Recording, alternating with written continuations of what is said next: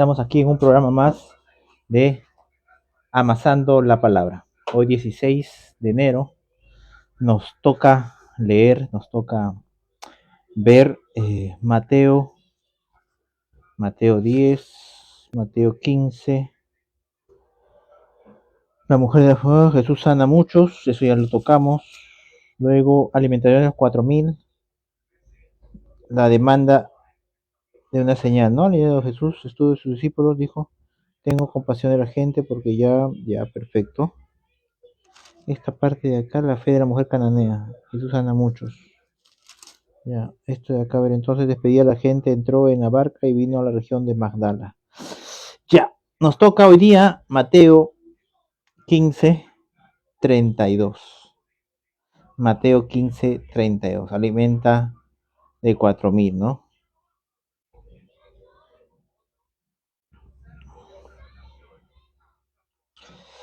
Y haciendo una pequeña recapitulación con respecto al tema de ayer, estuve meditando con respecto a lo de ayer, al tema que tocamos ayer.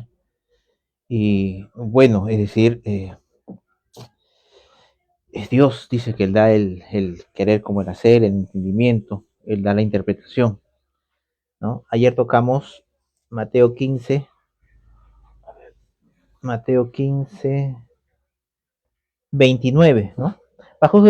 Pasó Jesús de allí y vino Jesús al mar de Galilea y subiendo al monte se sentó allí. Y se acercó mucha gente que traía consigo a cojos, ciegos, mudos, mancos, ¿qué más? Otros muchos enfermos y los pusieron a los pies de Jesús y los sanó. Ahora, es el único, dentro del Nuevo Testamento, es el único pasaje que narra esto. No lo narra ni Lucas, ni Juan, ni Marcos, no nada de ese pasaje. Es el único, los únicos versículos que narran sobre este acontecimiento, ¿no? Entró a una aldea, ¿no? A una aldea ingresó, ¿no? Y comenzó a sanar, ¿no? Dice, pasó Jesús de allí, vino junto al mar, a Galilea, y subiendo al monte se sentó allí. Y se le acercó mucha gente que tenía consigo a cojos. ¿Qué es alguien que está cojo? Ustedes dirán, oh, ya, bueno, un cojo es aquel que está cojeando, ¿no? ¿No? Entonces, un cojo en esa época era alguien que estaba sin el miembro inferior, sin sus miembros, sin sus piernas. Ese era un cojo, ¿no? No un cojo espiritual, alguien que cojeaba espiritualmente, no, no es de espiritual, sino alguien que no tenía eh, un miembro inferior, ¿no? Uno de sus piernas no tenía. Luego dice ciegos, personas que por alguna razón no tenían la vista, sea porque no tienen el globo ocular, sea porque está dañado, sea porque lo han perdido, porque han nacido así, o porque simplemente el iris está mal, ¿no? La córnea está mal, ¿no? O hay algo que lo está impidiendo, ¿no? Que la cosa es que no veían, no tenían la capacidad de ver, ¿no? Ciegos. Luego dice mudos, personas que estaban, ¿no? Que no hablaban.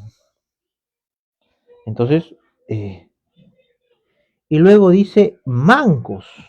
Ahí es más claro y más específico. Un manco es aquel que no tiene brazo, no tiene el brazo, ¿no?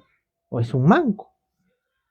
Y dice, y otros muchos enfermos, y los ponían a los pies de Jesús y los sanó.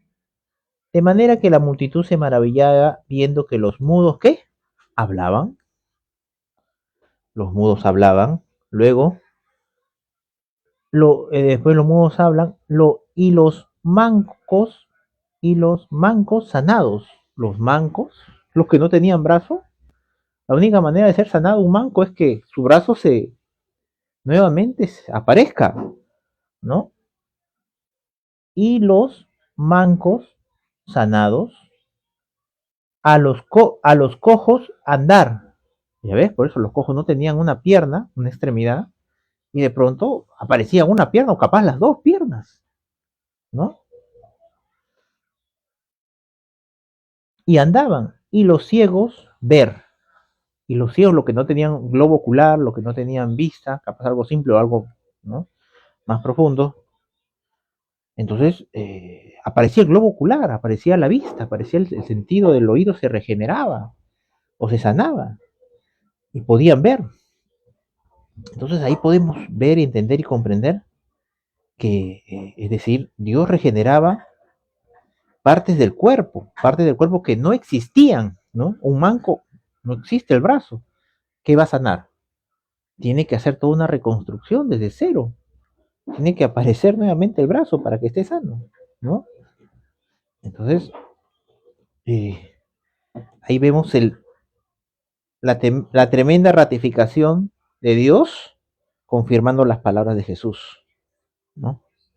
De que Él era el Hijo de Dios, Él era Dios. Entonces, ahí podemos ver y entender todo eso, ¿no? Que esas señales, milagros y prodigios ratifican que Dios estaba con él y que Dios andaba con él y que Dios lo escuchaba a él.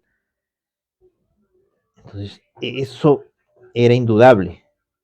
En Juan 3, Nicodemo reconoce, ¿no?, que eso era indudable, de que las señales que él hace no las puede hacer de otra manera que si no Dios estaba con él. Entonces, eso era prueba, evidencia clara, puntual, ¿no?, de que Jesucristo venía de parte de Dios, ¿no? Esa era prueba y evidencia de que Jesucristo venía de parte de Dios. Ahora, en el número 32, Mateo 15:32, y Jesús llamando a sus discípulos dijo, tengo compasión de la gente, porque ya hace 3 días que están conmigo. Imagínate que tú ves de pronto un manco, le comienza a salir la extremidad, un cojo, le comienza a salir la pierna. Tú te quedas con él, tú te quedas con este hombre que está haciendo esto. ¿Qué te vas a querer mover? ¿Qué vas a querer ir a tu casa? En tu casa no había, en esa época no había ni televisión ni Netflix, ¿no? No había nada, cosa semejante a eso no existía. Y la gente se quedó con Jesús 3 días. 3 días y sin comer, o habrán traído su merienda, sus cosas, pensando que se iban a quedar un día, ¿no? ¿No? Capaz un día nos quedaremos, ¿no?, a escucharlos, ¿no? Pero al ver la tremenda manifestación de Dios, que Dios confirmaba lo que Jesús decía, las enseñanzas que Jesús decía, bienaventurado, ustedes, cuando de pronto comenzaba a sanar a la gente, Dios confirmaba que lo que él estaba diciendo venía 100%, 100% de la boca de Dios. 100% de la boca de Dios. Entonces, la gente no se quería mover, no quería irse, no quería apartarse de aquel hombre que, que les había hecho, ¿cómo se llama? Algo, habían visto cosas que nunca en su vida habían imaginado, ¿no? Los ciegos, los sordos. Lo más sorprendente es un manco, un cojo que de pronto aparece la pierna, aparece el brazo, ¿no? Y Jesús dice, tengo compasión de esta gente. Esta gente, es decir, están 3 días sin comer por quedarse a ver esto, por quedarse a escuchar lo que Dios está haciendo, ¿no? Tengo compasión de esta gente. Vamos a llamar a sus discípulos, le dice, ¿no? 3 días están conmigo y no tienen que comer, ya se les acabó lo que habían traído. Y enviarlos en ayunas, no sea que se desmayen por el camino. Claro, se desmayan por el camino, imagínate, los había sanado, algunos cojos, algunos ciegos, sus parientes, todo, dijo, no, no nos movemos de acá. No, ¿qué me voy a mover de acá? Dice, ha recuperado la vista, quiero seguir viendo los que me dio la vista. El que estaba cojo de pronto a sus familiares, porque eran los familiares los que los traían, al ciego no va a venir solo, eran sus familiares, sus amigos, ¿no? Los que lo traían, decía, oye, ¿qué te vas a mover de acá? Aquí está la gloria de Dios. Este es el Mesías, este es el Cristo, ¿no? Algunos decían, es un gran profeta, ¿no? Es un maestro que viene con estas señales, algunos entendían, ¿no? Entonces, ¿quién se va a querer mover de tal, voy a llamarlo en el buen sentido de la palabra, ¿no? De tal evento. ¿Quién se quiere mover en tal evento tan majestuoso, tan glorioso? Entonces los discípulos le dijeron, en el número 15:33, entonces los discípulos le dijeron, ¿dónde tenemos, de dónde tenemos nosotros tantos panes en el desierto para saciar a la multitud tan grande? ¿De dónde tenemos? ¿De dónde tenemos nosotros tantos panes? ¿De dónde, Jesús? ¿De dónde tenemos nosotros tantos panes? Dicen. Tantos panes, ¿de dónde tenemos nosotros tantos panes? Habían visto crecer un brazo, aparecer de la nada un brazo, aparecer de la nada una pierna.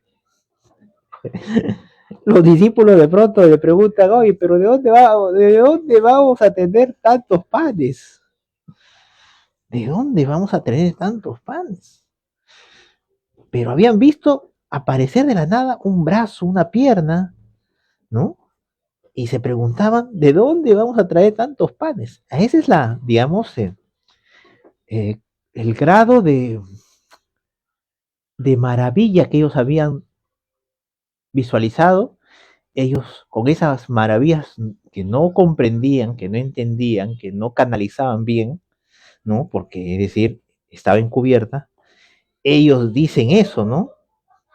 Habiendo experimentado y visto, estando en primera fila y visto todo esto, ellos de pronto comienzan a ver lo que ellos tienen, lo que ellos pueden, ¿cómo se llama? ¿De dónde? Dice, ¿de dónde vamos a sacar? Y en el número 34 Jesús les dijo, ¿cuántos panes tenéis? Y ellos dijeron, 7, y unos pocos pececillos. Y mandó a la multitud que se recostase en la tierra.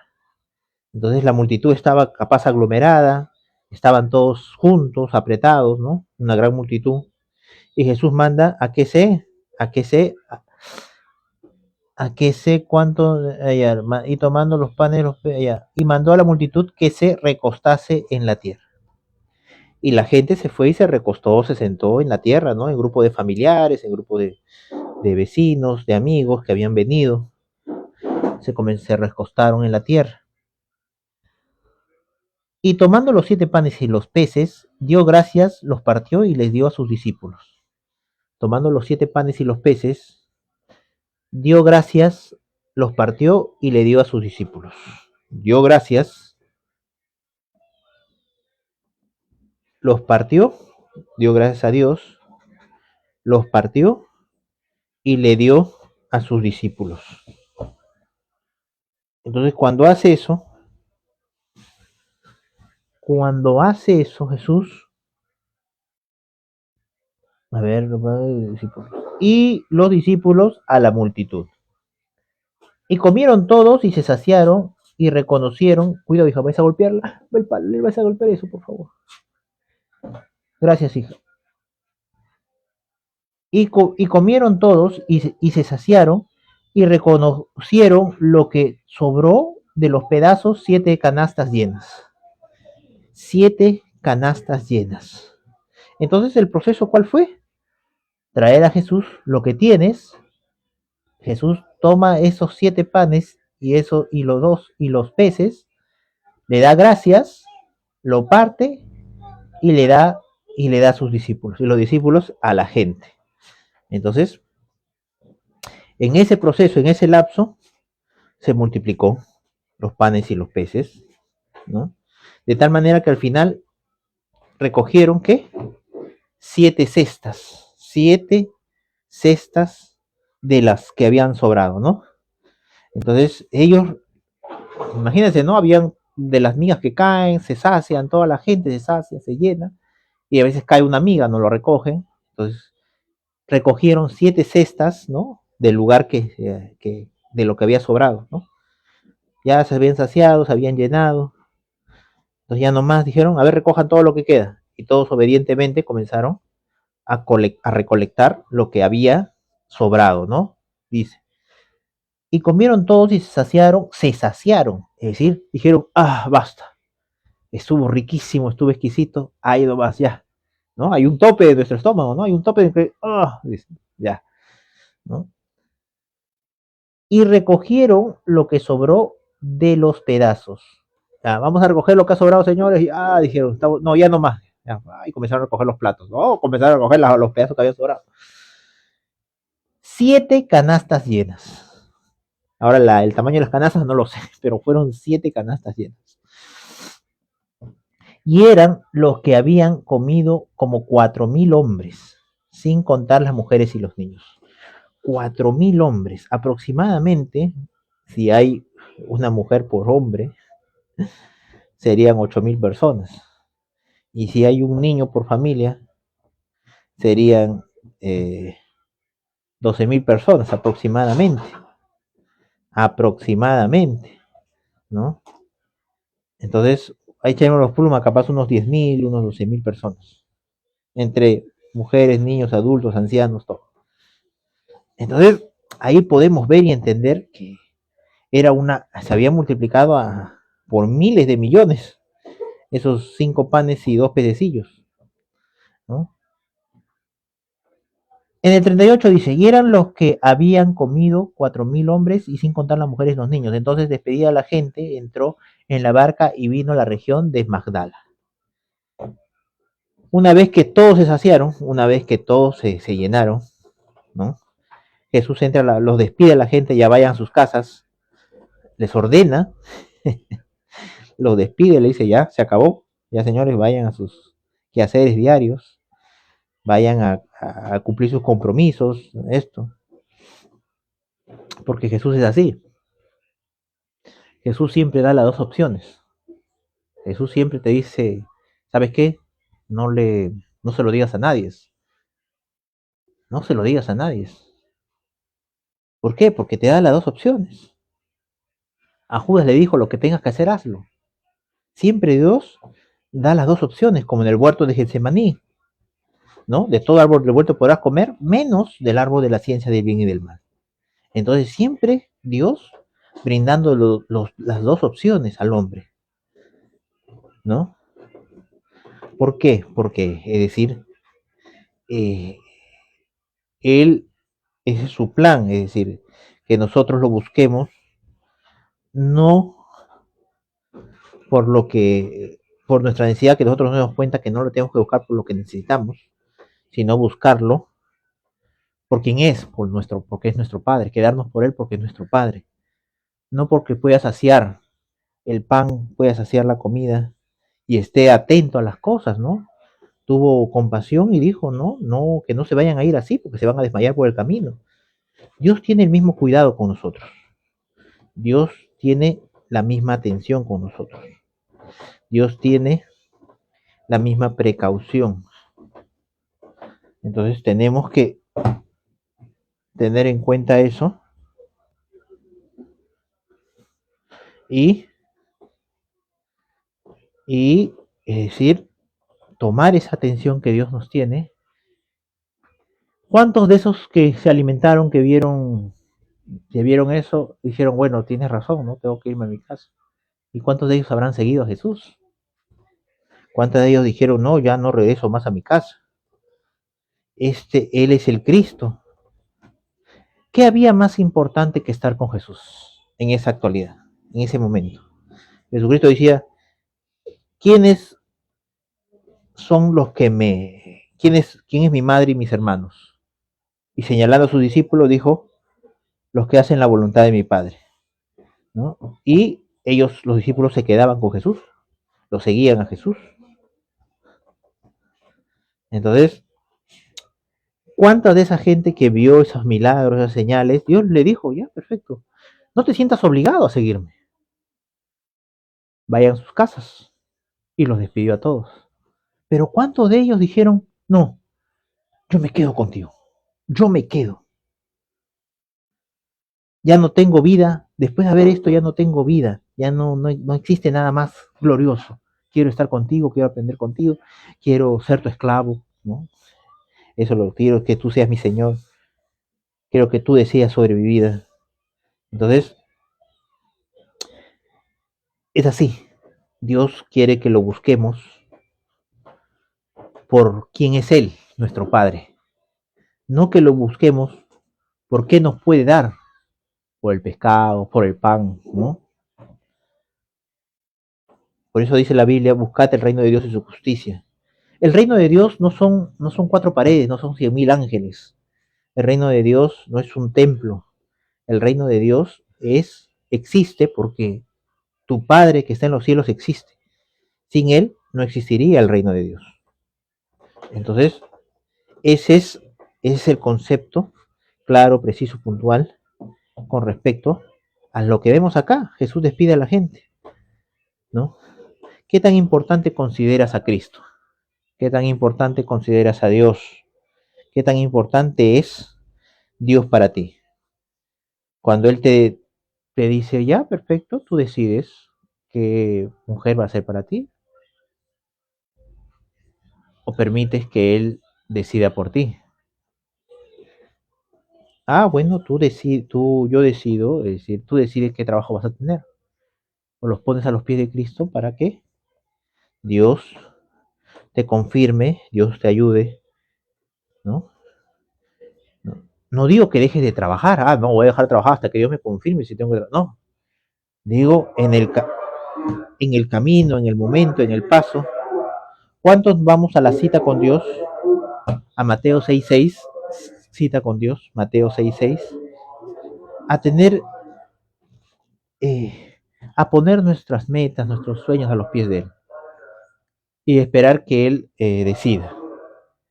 Si es de Él, permanecerá abierto, pero si no es de Él, si ve Él que no es, si eso lo va a alejar de ti, te va a alejar de tu presencia, van a estar separados, Señor, mejor ábreme otra puerta, ciérrame esta puerta y abre otra puerta, porque las puertas que él abre, nadie las puede cerrar, y las que él cierra, nadie las puede abrir. Entonces, ¿cuánto podemos predisponer y poner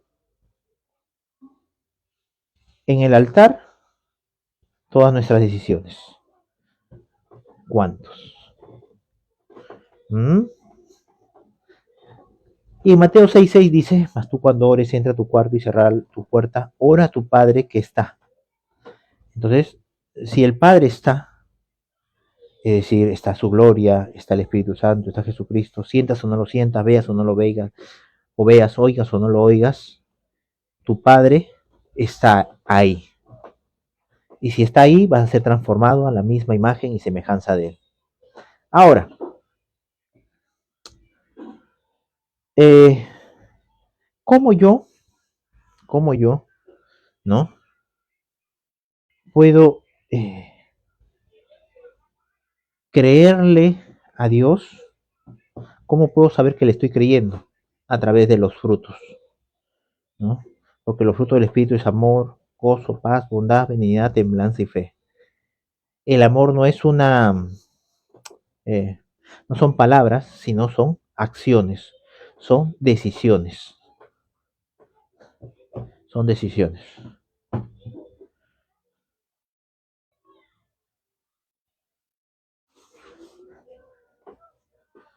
Entonces, entonces, creo que hasta aquí llegamos en Amasando la Palabra. Hoy les esperamos en cita con Dios. Esta cita con Dios es la más importante del día, de la semana, del mes, del año. Es la más importante de nuestras vidas.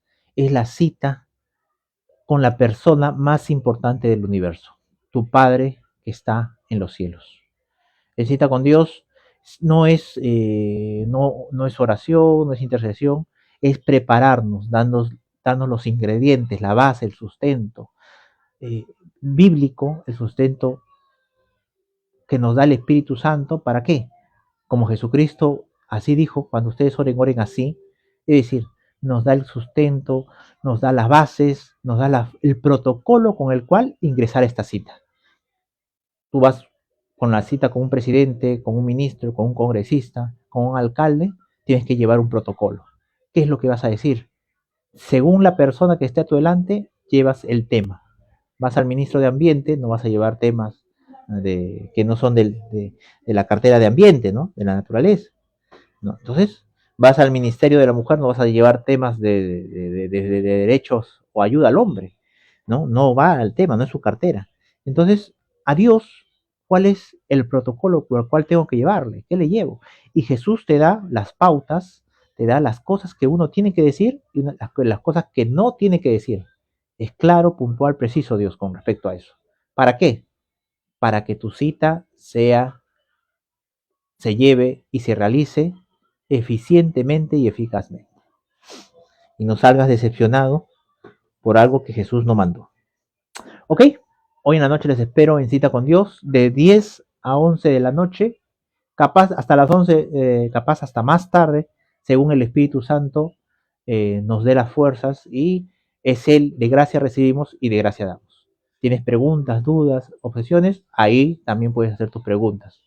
Y el Espíritu de Dios, porque es el único intérprete de las Escrituras, nos hará entender y comprender a nosotros las cosas que debemos saber.